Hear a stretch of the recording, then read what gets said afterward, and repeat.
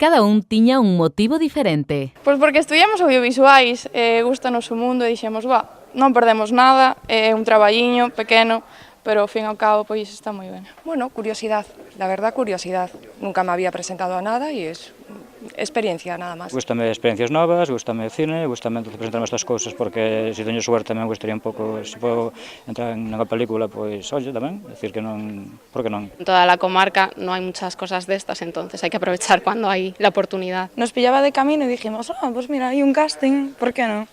Pero esta mañá todos aqueles que acudiron ao auditorio de Vilagarcía tiñan algo en común, a ilusión de vivir sen permiso alo menos durante 6 meses, e que este é o título da nova serie de televisión que a produtora Alea, de Mediaset, rodará desde xuño e ata decembro na comarca do Salnés. Ahora aquí es cuando están todos los directores, Ana Calla, Ana Calla, Ana Calla. Lo que puedo decir es que de momento he leído los 3 primeros capítulos y es una saga familiar con un montón de historias que de verdad invito a que todo el mundo, que vea ya solo el primer capítulo, porque yo me he leído el primer capítulo y ya no paré hasta el segundo y el tercero, así que son 13 capítulos y merece la pena, por lo menos que den la oportunidad de ver el primero porque se van a enganchar. O escritor Manolo Rivas é o creador da idea original dunha saga familiar que terá como principais protagonistas a José Coronado e Alex González, que volven a unirse tras o éxito da serie El Príncipe.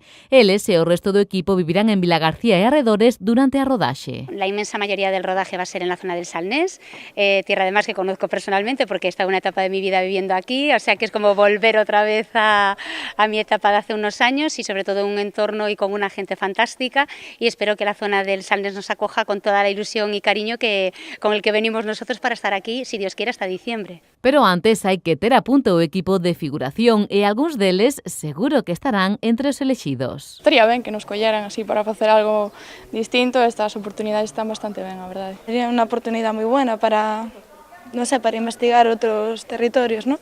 Está bien, sí. Me encanta porque si anteriormente estuve en otra que era de época, esta es todo lo contrario, es una serie totalmente actual donde todo el mundo tiene cabida.